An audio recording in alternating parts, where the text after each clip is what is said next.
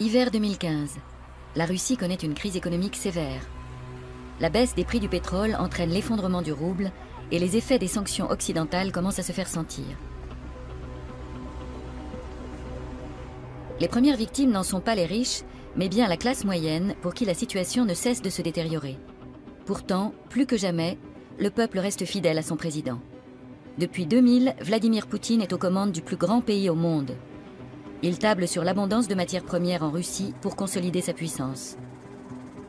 Quand la conjoncture était meilleure, les revenus liés au gaz et au pétrole avaient rapporté 500 milliards de dollars dans les caisses de l'État. Pour Vladimir Poutine, la crise économique actuelle n'est qu'une mauvaise passe à surmonter en vue du renforcement de son pouvoir. Mais pour atteindre ses objectifs, il doit aussi accroître son influence sur l'économie et la politique de l'Europe occidentale.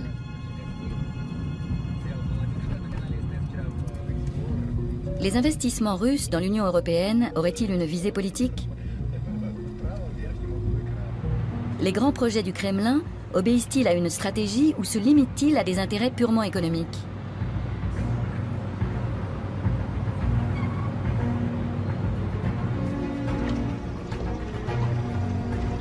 Notre enquête va nous mener dans les principaux milieux économiques européens où sont investis les milliards russes.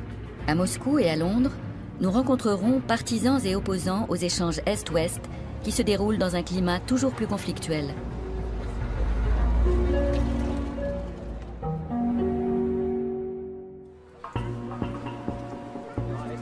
Octobre 2014. Dans la station balnéaire de Warnemünde se tient la Journée de la Russie. À la suite de l'annexion de la Crimée, les pays occidentaux ont pris des sanctions contre Moscou. Malgré cela, certains entrepreneurs et hommes politiques allemands et russes souhaitent maintenir le dialogue. L'invité de marque de ce forum est l'ancien chancelier allemand Gerhard Schröder. Mesdames et messieurs, nous savons combien la paix et la stabilité dans toute l'Europe sont essentielles à notre bien-être et à notre prospérité. C'est pourquoi un rapport de partenariat avec la Russie est important pour l'Allemagne, mais aussi pour toute l'Europe. Pour l'ancien chancelier, les relations commerciales créent des partenariats et instaurent la confiance, surtout en temps de crise. On dénombre 6000 entreprises allemandes actives en Russie et près de 1000 entreprises russes en Allemagne.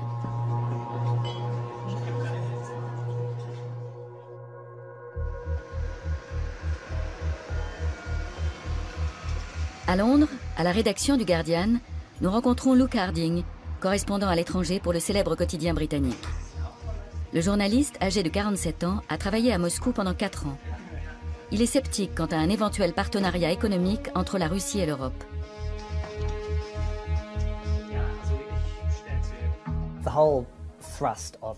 L'objectif principal du Kremlin, de la politique géoéconomique russe, est de diviser l'Europe. Dans cet esprit, la Russie conclut des accords de fourniture d'énergie avec l'Italie, elle construit le gazoduc Nord Stream avec l'Allemagne, elle fait miroiter aux Britanniques d'importantes privatisations à la City de Londres. En quelque sorte, la Russie divise tout le monde de manière à ce que chaque pays rechigne à lui infliger des sanctions collectives. C'est une stratégie très habile. Les transactions avec la Russie nécessitent une préparation toute particulière. Comme Luke Harding l'a démontré, dans le cas d'investissements en Occident, c'est souvent le Kremlin qui tire les ficelles. Quand vous faites des affaires, il vous faut ce que les Russes appellent krisha, c'est-à-dire un toit. Cela signifie que vous devez connaître quelqu'un dans les milieux proches du gouvernement ou dans les services secrets pour vous protéger. Si votre krisha n'est pas assez fort, on vous volera tout. On peut analyser cela d'un point de vue sociologique ou alors utiliser une expression qui résume bien la situation, la Kremlin SA. Le Kremlin serait donc une sorte de holding qui mêlerait politique, économie, services secrets et certaines branches du crime organisé, et qui serait chargé de contrôler et de diriger d'importants secteurs économiques.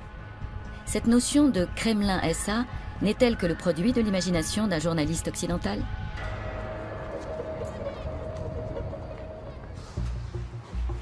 Nous rencontrons Boris Nemtsov à Moscou en décembre 2014.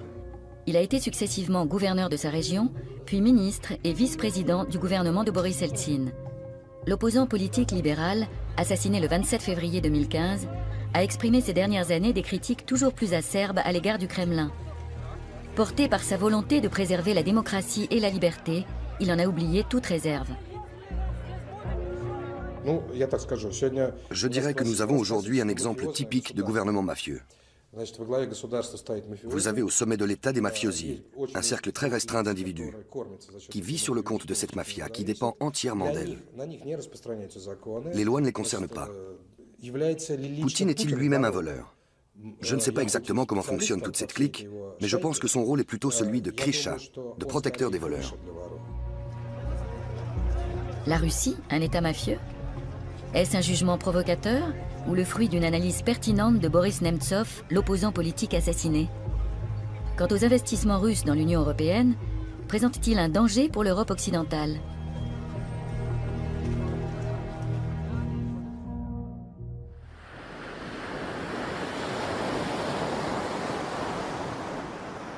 Nous sommes dans le nord de l'Allemagne, en Mecklembourg-Poméranie occidentale.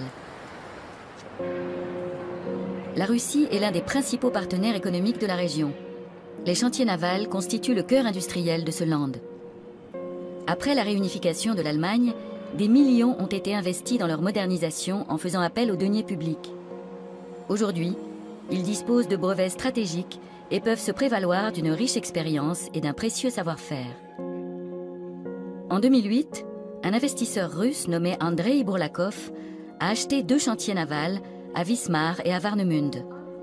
Dans le monde entier, la construction navale connaît les mêmes problèmes de financement, de surcapacité et de suppression d'emplois. Pourtant, l'investisseur russe fait des promesses et distille de nouveaux espoirs. Un tel optimisme peut-il être justifié? À Moscou, nous avons rendez-vous avec Alexander Levinsky. Le journaliste travaille pour Forbes, le célèbre magazine économique américain. C'est lui qui a enquêté sur le marché des chantiers navals et sur sa signification stratégique pour l'État russe.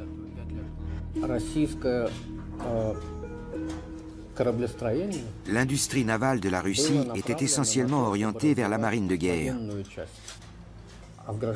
La situation dans le secteur civil était assez pitoyable.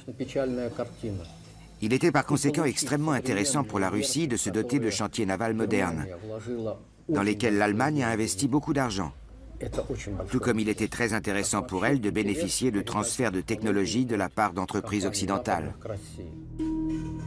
Mais les erreurs de gestion d'Andrei Bourlakov, soi-disant sauveur des chantiers, ajoutées à la crise financière internationale, ont mené les 2 chantiers allemands dans une zone de turbulence.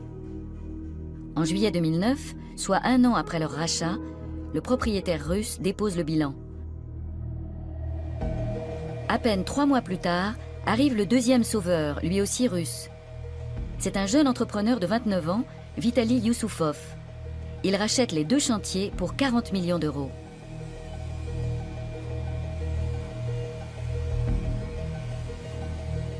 L'engagement massif des Russes dans une industrie aussi durement touchée par la crise soulève des questions.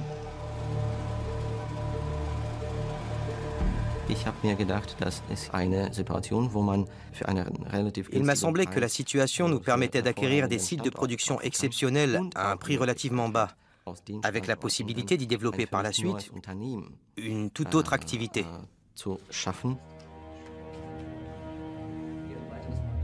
Avant de devenir le propriétaire de ces chantiers navals, Vitali Youssoufov a travaillé pour une filiale du géant énergétique russe, Gazprom. Aujourd'hui, le constructeur novice envisage avant tout de fabriquer des navires brise-glace destinés à l'industrie énergétique russe. L'Arctique recèle d'importantes ressources gazières. Le gaz naturel liquéfié est transporté par des navires spéciaux. Or, les chantiers navals russes n'ont pas les compétences pour les construire. Lors de la journée de la Russie à Warnemünde, Vitali Youssoufov est présenté comme un investisseur modèle. Cette fois, le succès semble au rendez-vous. Mais Vitali Youssoufov est-il réellement le jeune entrepreneur habile qui s'est lancé seul dans cette entreprise risquée? Il suffit d'un regard sur son passé pour entrevoir des antécédents troubles et des liens inattendus.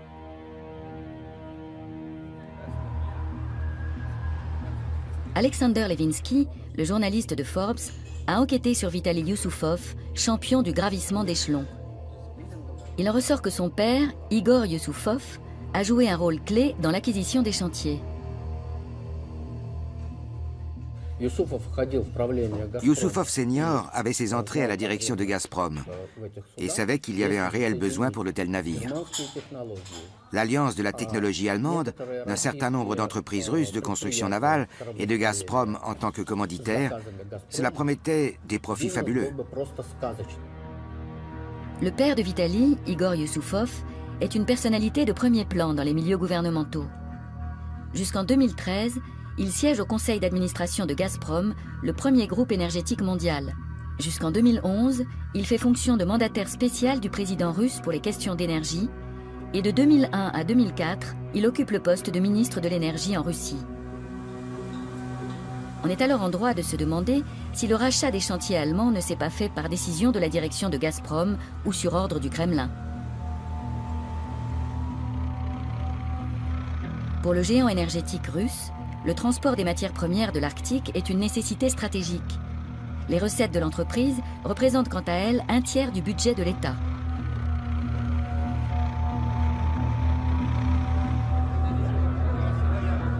Lors de la Journée de la Russie, Vitali Youssoufov s'est présenté comme unique investisseur. Mais qui a bien pu offrir des millions à un entrepreneur de 29 ans pour une affaire aussi risquée? Est-ce son père, Igor, qui fait office de mécène et tire les ficelles en coulisses? Est-ce le Kremlin qui favorise les Youssoufov parce que le savoir-faire allemand en matière de construction navale est inestimable? Vitali Youssoufov réfute tout lien avec les milieux gouvernementaux. Ce genre de collusion est généralement largement surestimé. Dans mon cas personnel, comme dans celui de mon père, il n'y a pas eu de jeu d'influence.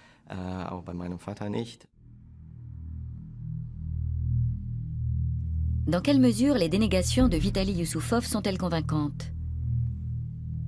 Nouveau retour en arrière. En 2008, Andrei Bourlakov, le premier investisseur des chantiers de la Baltique, donne une réception à Moscou.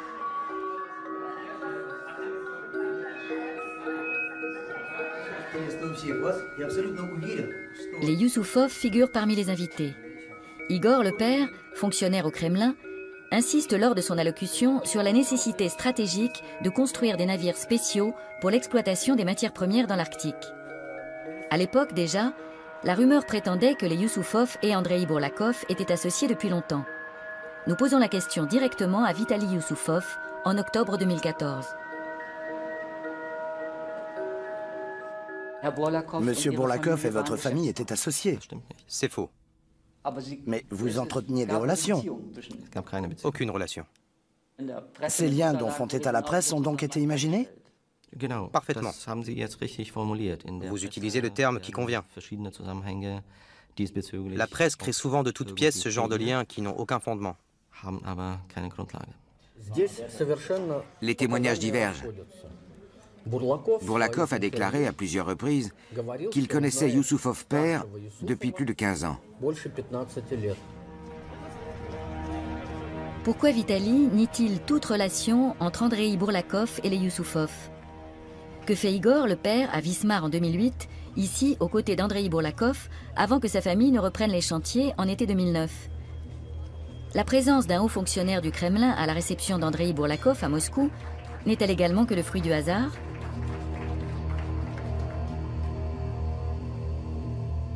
Notre enquête nous permet de mettre la main sur une photo qui montre Vitali Youssoufov aux côtés d'Andrei Bourlakov lors d'un rendez-vous d'affaires. Les recherches que mène le journaliste Alexander Levinsky aboutissent à des conclusions très instructives. Youssoufov fils est devenu officiellement propriétaire des 2 chantiers navals du groupe Wadan Yarts en 2009.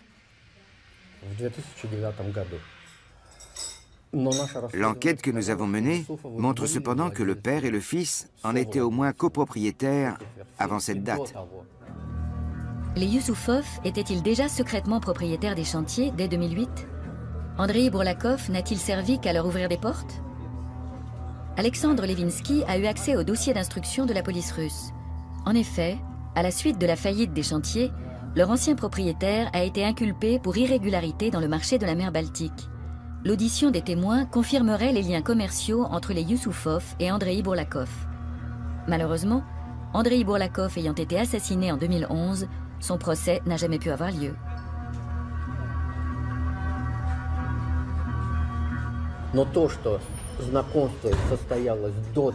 Le fait qu'ils se connaissaient avant que Yusupov fils n'investisse dans les Wadan Yards, l'ancien nom des chantiers navals, est pratiquement attesté par les éléments du dossier pénal.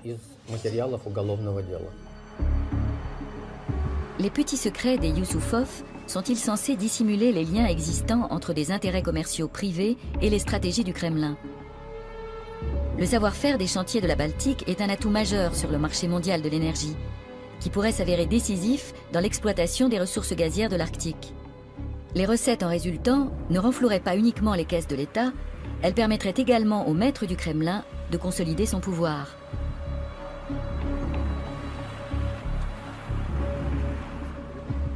Beaucoup d'indices tentent à prouver que les négociations en Mecklembourg-Poméranie occidentale ne se sont pas faites carte sur table et qu'elles ont manqué de transparence. Les liens entre les intérêts privés et étatiques restent troubles. Évidemment, pour les ouvriers de la Baltique, l'enjeu est tout autre. Ils souhaitent conserver leur emploi et que les grues continuent de tourner.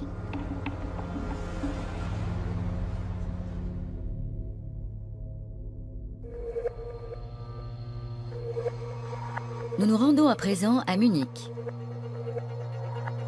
Pendant près de 17 ans, Boris Reitschuster a travaillé comme correspondant à Moscou.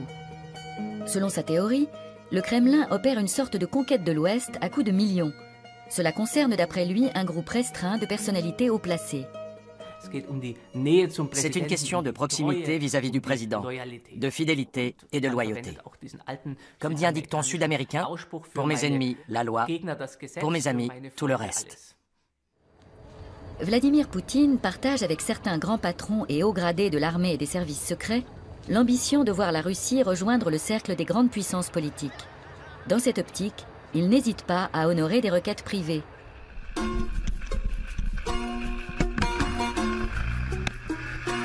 Il est facile pour le pouvoir en place d'accuser les détracteurs étrangers d'être des ennemis de la Russie. Mais les activistes russes ne manquent pas d'imagination pour trouver des renseignements. Ils prennent même de la hauteur, au sens propre, pour vérifier dans quelles conditions vit l'entourage de la Kremlin SA.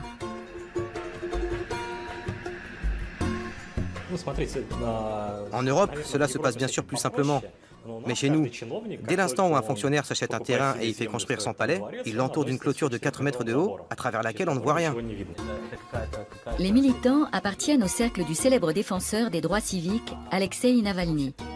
Ils enquêtent sur les personnalités devenues riches du jour au lendemain et sur les soupçons de corruption, puis publient les résultats de leurs recherches sur Internet. Les militants identifient les propriétaires des domaines qu'ils ont localisés. L'un d'eux serait Vladimir Yakounine, le président de la compagnie des chemins de fer russes, un ancien officier du KGB. On dit qu'il est un ami de Vladimir Poutine. Voilà la propriété de Yakounine, en survol. Elle vaut actuellement dans les 2 milliards de roubles. Au moment de son achat, elle valait dans les 50 millions d'euros. Je dois d'ailleurs dire que ce groupe fermé est extrêmement restreint. Il compte moins d'une centaine de membres qui contrôlent environ 40% de toute la richesse de la Russie. Les militants des droits civiques tentent aussi de visiter à pied les paradis immobiliers de la nouvelle élite. Les propriétaires, oligarques, hauts fonctionnaires, officiers des services secrets n'apprécient guère la présence de ces visiteurs indésirables.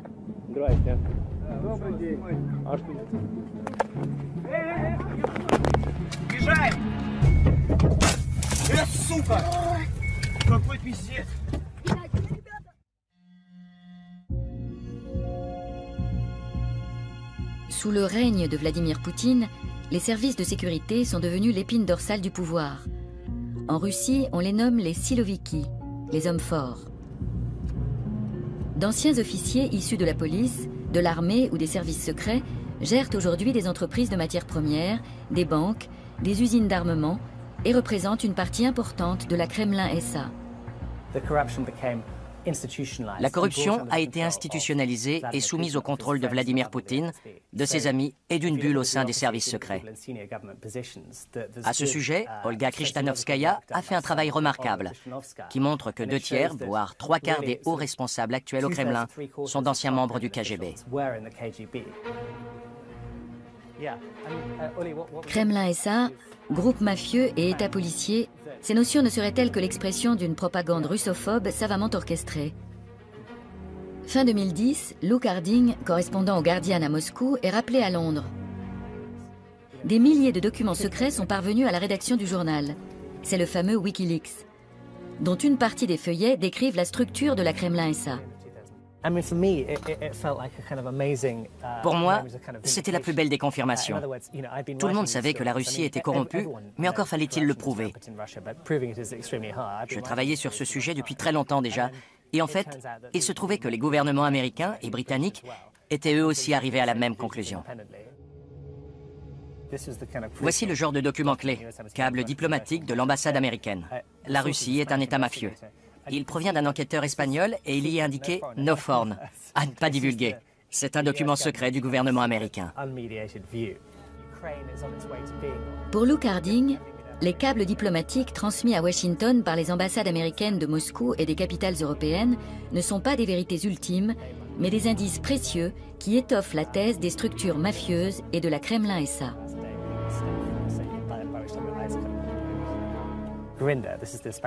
José Grinda, le procureur espagnol, a déclaré qu'il considérait la Biélorussie, la Tchétchénie et la Russie comme des États mafieux.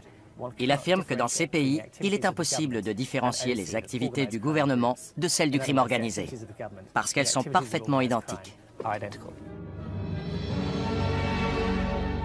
Dans les dossiers de Wikileaks, Luke Harding trouve 3000 documents secrets relatifs à la Russie. Il écrit plusieurs articles sur le sujet, ainsi qu'un livre intitulé « Russie, État mafia ». La réaction du Kremlin ne se fait pas attendre. Lors de son retour à Moscou, il se voit refuser l'entrée dans le pays.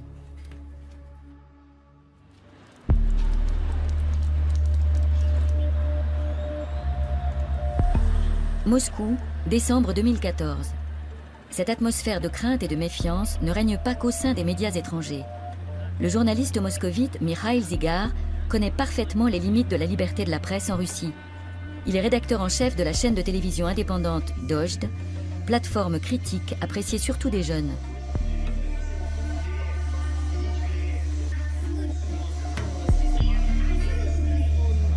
Depuis des années, Mikhail Zygar s'intéresse à Gazprom, le premier groupe énergétique mondial. Dans les années 90, l'entreprise a été le berceau de l'enrichissement personnel des dirigeants et fonctionnaires du parti. Aujourd'hui, d'après Mikhail Zygar, il est avant tout pour Vladimir Poutine un instrument de pouvoir dont l'objectif est bien clair. Son objectif essentiel est de faire en sorte que l'Europe dépende de Gazprom, et donc de la Russie. C'est comme la serrer dans ses bras pour mieux l'étouffer. Gazprom ou le remède miracle de Vladimir Poutine. Les recettes du géant gazier permettent d'équilibrer le budget de l'État. Ces bénéfices, qui se chiffrent en milliards, financent la construction de gazoducs vers l'Occident. Gazprom fournit à l'Allemagne, à l'Italie et à l'Autriche jusqu'à 60% de leurs besoins énergétiques. En Europe de l'Est, la Bulgarie, la Pologne et l'Ukraine sont pratiquement entièrement dépendantes des livraisons russes.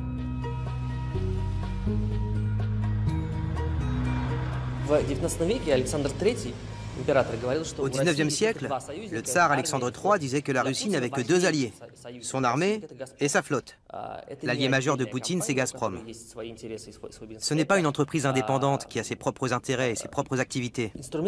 C'est un instrument grâce auquel la Russie se forge sa véritable place dans le monde contemporain.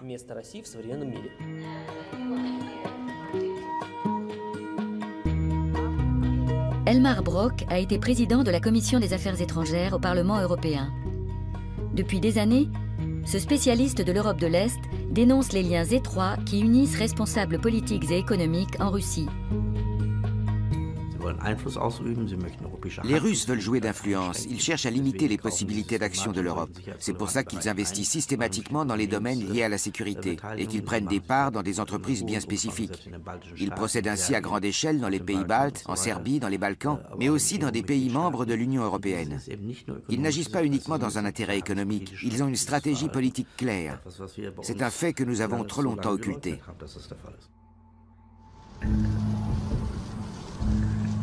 En route vers la région de la Ruhr, où en 2014, la conclusion d'un marché de plusieurs milliards crée des remous. Une entreprise basée au Luxembourg rachète au groupe énergétique de SNRWE, sa filiale DEA, pour 5,1 milliards d'euros.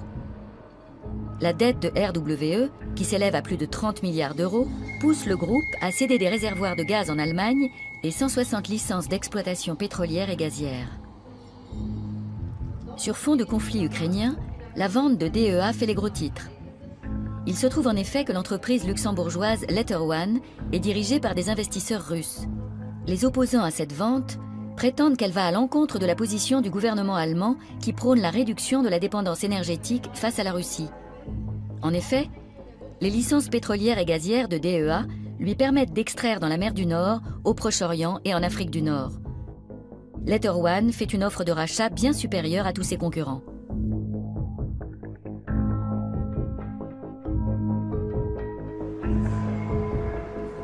Pour Oliver Krischer, député écologiste spécialiste de l'énergie, les sommes mises en jeu parlent d'elles-mêmes.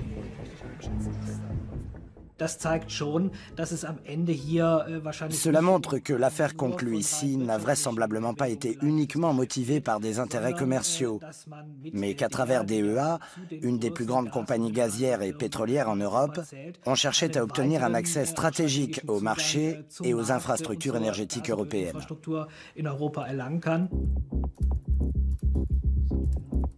Que sait-on au juste à propos de Letter One ?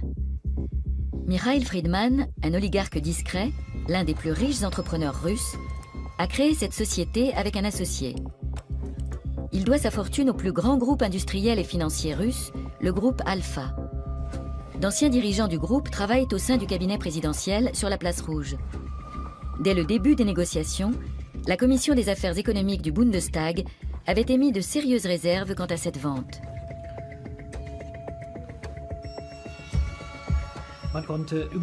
Il était quasi impossible de savoir à qui DEA allait appartenir et qui se cachait derrière tout cela. M. Fridman avait fait état d'une structure de propriété particulièrement complexe.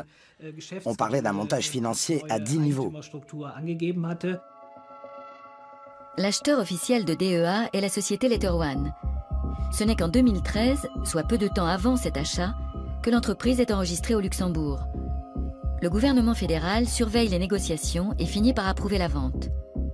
Il s'appuie pour cela sur le fait que l'entreprise Letter One est domiciliée dans l'Union européenne.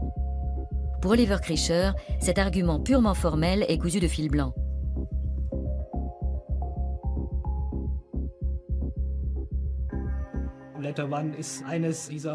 Letter One est une holding domiciliée au Luxembourg. Or, la question n'est pas de savoir où se trouve le siège social d'une entreprise, mais plutôt de savoir qui, en fin de compte, en est le véritable propriétaire, qui prend les décisions. Pour cette raison, je trouve l'argument de la domiciliation européenne utilisé par le gouvernement fédéral vraiment risible. Le gouvernement fédéral aurait-il négligé certaines considérations de sécurité politique et approuvé la vente car RWE avait besoin rapidement de fonds pour assainir la situation financière du groupe? Les réserves de gaz de DEA auraient pu permettre de parer aux arrêts impromptus de livraison de gaz de l'Est, et elles auraient pu contribuer à constituer la réserve stratégique de gaz que préconise l'Allemagne. Le gouvernement fédéral aurait dû se préoccuper davantage de savoir qui sont les véritables décideurs et qui sont les véritables propriétaires de l'entreprise. En fin de compte, on se demande si dans le cas de DEA, la politique menée ne va pas à l'encontre des intérêts de l'Allemagne et de l'Union européenne. Quand je pense que pour des raisons de sécurité politique, le président Obama a empêché il y a 1 an et demi la vente de parcs éoliens à la Chine. Or, ce ne sont que des broutilles, comparé à ce qui s'est passé en Europe. Cela montre bien que cette affaire aurait dû être prise bien plus au sérieux. Le milliardaire moscovite n'utilise-t-il les faiblesses économiques du fournisseur d'énergie allemand que pour acquérir une entreprise intéressante à bas prix? Ou cette affaire masque-t-elle une volonté du Kremlin d'accroître son influence économique dans un pays phare de l'Union européenne? Dans le cas de Mikhail Fridman et des oligarques, il peut s'agir d'obéissance servile. Ils connaissent parfaitement les intentions de Vladimir Poutine. Quand ils mènent une telle transaction, ils obtiennent des points de bonus auprès du tsar ou de l'empereur, comme ils le nomment. La question est de savoir s'ils ont vraiment besoin d'instructions. Mais en cas de doute, le Kremlin n'est jamais bien loin. Dans toutes les grandes entreprises, siègent des membres des services secrets pour qui il suffit de passer un coup de fil ou de donner un conseil discret qui ne laisse aucune trace écrite. C'est aussi ce qui rend si difficile la quête d'éléments à produire en justice. Le rachat de DEA par Mikhail Friedman pourrait encore réduire l'indépendance énergétique de l'Occident si les tensions avec Moscou s'accroissaient. Pour le moment, il n'y a aucune garantie que les entrepreneurs privés n'agissent pas sur ordre du Kremlin.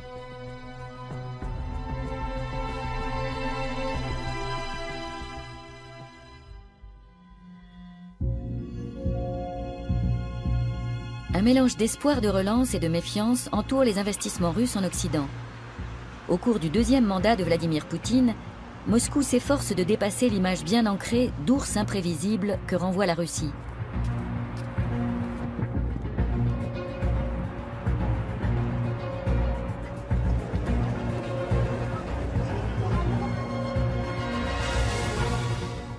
En 2006, Gazprom signe un contrat de sponsoring avec le club de football allemand Schalke 04.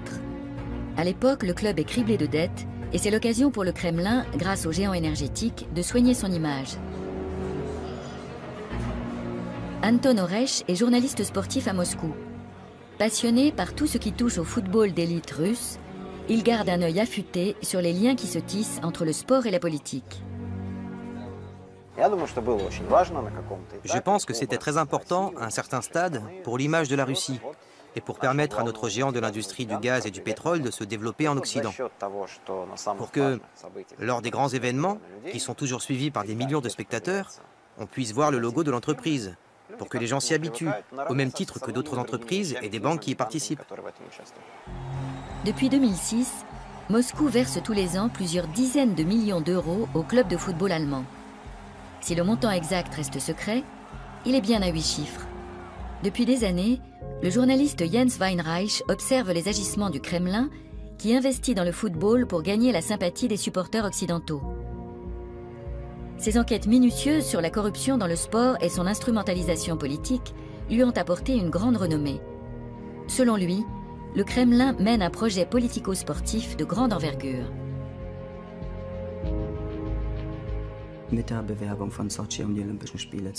C'est en 2005, avec la candidature de Sotchi pour les Jeux Olympiques, que la Russie a commencé à instrumentaliser le sport, à s'en servir comme trait d'union entre la politique et le monde des affaires, avec toujours la même idée de promouvoir l'élite mondiale russe dans tous les domaines possibles et donc aussi en sport. C'est cette même ambition qui a motivé la candidature de la Russie à l'organisation de la Coupe du monde de football. Les millions de Gazprom permettent aussi à la Russie de sponsoriser la Ligue des champions de l'UEFA. Et cerise sur le gâteau, la Coupe du monde de football 2018 aura lieu en Russie. Des proches du chef du Kremlin sont désignés à la tête des principales associations de football. Sergei Foursenko, un ancien voisin de datcha de Poutine, est nommé en 2010 président de la Fédération de Russie de football et devient membre d'une commission au siège de l'Association internationale de football, la FIFA. Si vous prenez la liste de nos principaux responsables, vous verrez que nombre d'entre eux se sont connus parce que leurs datchas dépendaient toutes de la même coopérative. C'est ainsi que Foursenko a rencontré Poutine, il y a des années. Ils sont devenus amis, et c'est ainsi qu'il s'est retrouvé à la tête de notre fédération de football, alors qu'il n'avait aucune qualification pour devenir dirigeant dans le monde du football. Les Coupes du monde de football font partie des événements les plus médiatisés au monde. La puissance émotionnelle du spectacle et une organisation parfaite sont le décor idéal pour une campagne d'image de marque. D'après les enquêtes menées par Jens Weinreich, les candidatures pour les très grands événements sportifs donnent toujours lieu à des soupçons de corruption. Le 2 décembre 2010, à Zurich, a lieu l'annonce de l'octroi de la Coupe du monde de football 2018. En 2018, la Coupe du monde FIFA sera organisée par la Russie. Mais les milieux bien informés en Russie connaissaient déjà depuis longtemps le nom des organisateurs.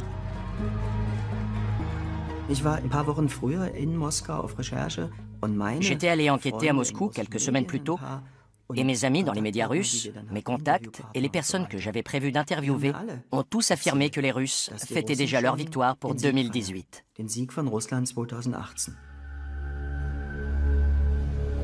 Les rumeurs quant aux pratiques douteuses dans l'attribution de l'organisation de la Coupe du monde 2018 soulèvent la question suivante. Est-ce l'argent du Kremlin qui a permis à la Russie d'accueillir la prestigieuse compétition? Après une enquête interne, la FIFA rejette ces allégations. Je suis intimement persuadé que l'attribution de la Coupe du Monde a été obtenue de façon frauduleuse. Est-ce que je peux dire qu'elle a été achetée? D'un point de vue juridique, je peux l'affirmer d'un point de vue général parce que je n'implique personne ni aucune institution. Quoi qu'il en soit, l'attribution de la Coupe du Monde 2018 n'a en aucun cas suivi l'ordre normal des choses.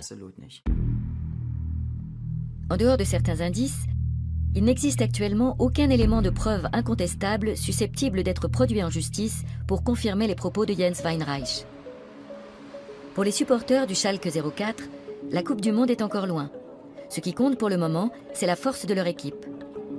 Des études menées par Gazprom montrent que l'aide apportée au club de la Ruhr a permis d'accroître la notoriété et le capital de sympathie du groupe russe auprès du public.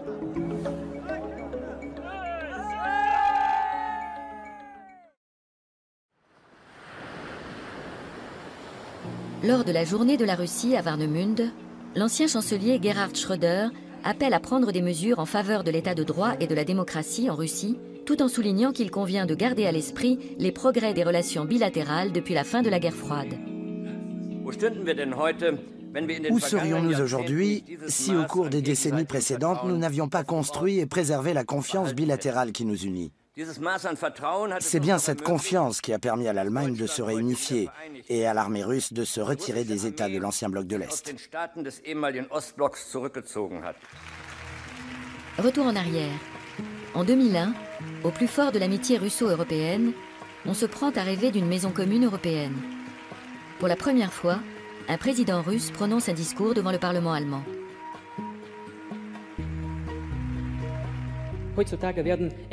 Souvent, des décisions sont prises sans que nous ayons été consultés.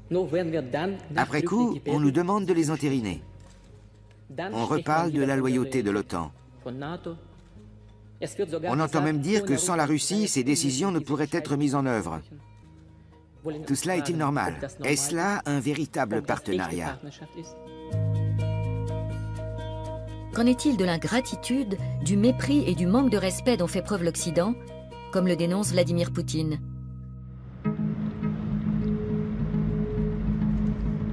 Nous nous rendons en Bavière pour rencontrer un expert de la politique russe.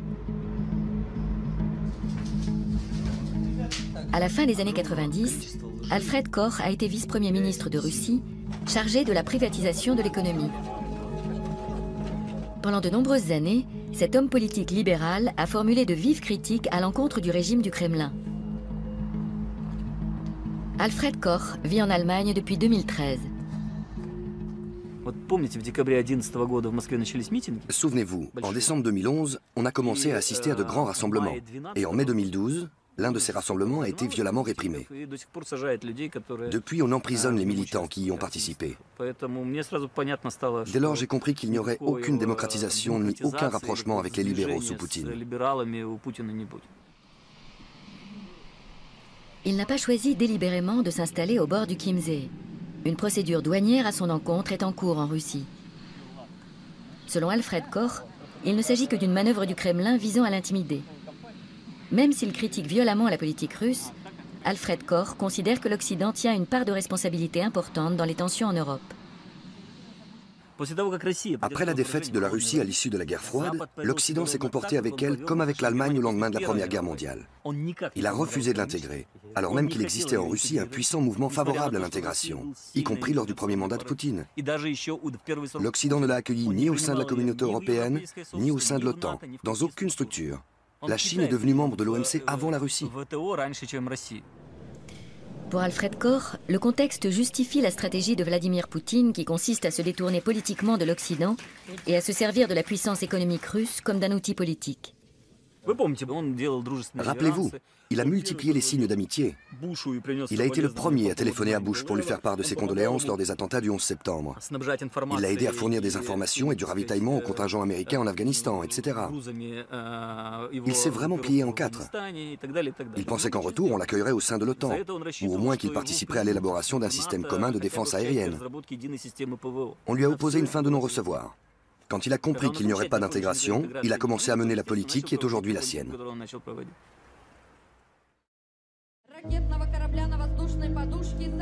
Le conflit ukrainien est bien la preuve que la Russie opte désormais pour la confrontation plutôt que pour la collaboration. En 2014, c'est avec une parade militaire que Poutine célèbre officiellement l'annexion de la Crimée à Sébastopol.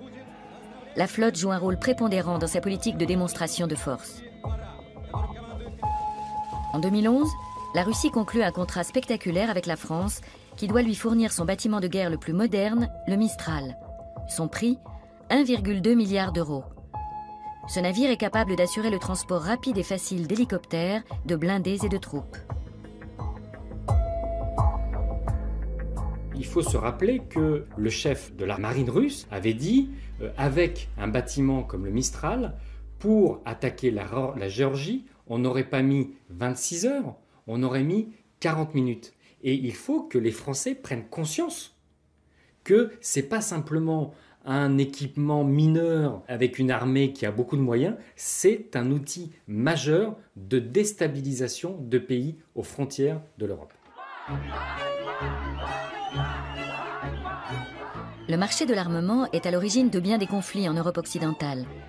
Il divise aussi les esprits en France. Toutefois, ce contrat assure des centaines d'emplois dans les chantiers de Saint-Nazaire. Lorsqu'en 2014, l'Union européenne décide de sanctions contre la Russie, la vente des navires de guerre ne figure pas dans l'embargo de vente d'armes qui vient d'être instauré. L'Europe est très divisée par rapport à la Russie. La France a réussi, dans les sanctions européennes, à faire qu'il y ait un embargo sur les ventes d'armes, mais sur des nouveaux contrats, pas sur des contrats qui étaient déjà engagés. Ce qui est assez ridicule, parce qu'on sait que des contrats d'armement, ça prend toujours beaucoup de temps.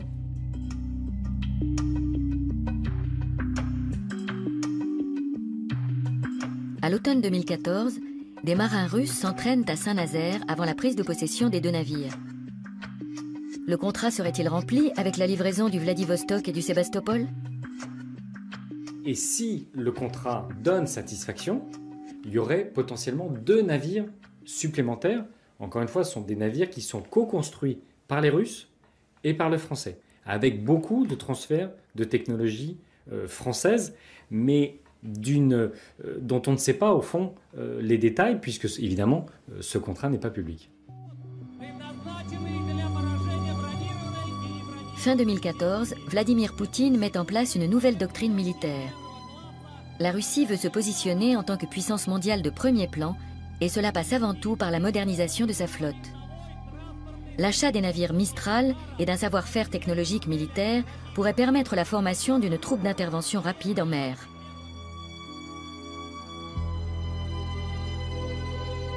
Si la France annulait la commande, elle serait contrainte de s'acquitter d'une énorme amende pour rupture de contrat.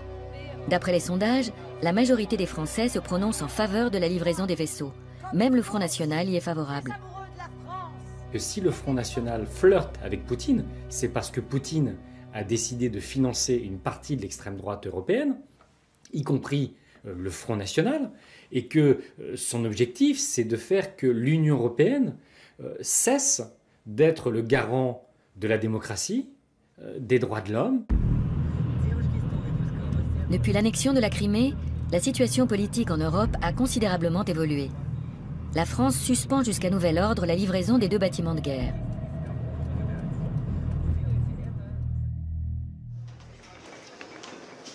Warnemünde. L'ancien chancelier Gerhard Schröder martèle une formule politique qui a fait ses preuves en temps de crise. Wandel durch Handel, le changement par les échanges. Tel est le nom donné à la stratégie de détente adoptée durant la guerre froide. Il n'y a pas d'automatisme. Chaque menace ou acte pouvant mener à une escalade de la violence peut et doit être empêché par la négociation politique. La formule a déjà fait ses preuves. En 1973, l'Allemagne de l'Ouest échange des gazoducs et des crédits qui se chiffrent en millions contre du gaz naturel sibérien. À l'époque, c'est une percée politique dans une période glaciale. Et aujourd'hui, ce modèle pourrait-il fonctionner au vu de la crise actuelle? Nous posons la question à Sergueï Mikheyev, un politologue moscovite proche du Kremlin. Je pense qu'il est essentiel que nous ayons des relations économiques normales. Cela atténuerait immédiatement les tensions politiques, y compris au sein même de la société russe. Car en réalité, malgré toutes les difficultés auxquelles sont confrontés les Russes, personne ne veut la guerre. Il faut être honnête, le concept du Wandel durch Handel n'a absolument pas fonctionné. Il n'y a eu aucun changement en Russie, ou alors dans le mauvais sens. Ce dont nous avons besoin maintenant, c'est de sanctions pas contre le peuple russe, mais contre l'élite du Kremlin. La Russie a-t-elle adopté une double stratégie? Bras de fer militaire devant sa porte à l'est et prise d'influence économique à l'ouest? Les milliards de Moscou représentent-ils une menace pour l'Union européenne?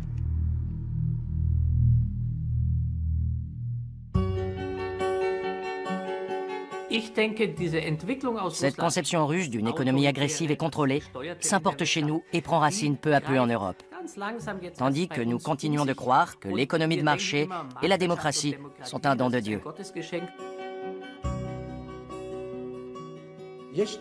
Gardez vraiment à l'esprit ceci. Défendez vos valeurs.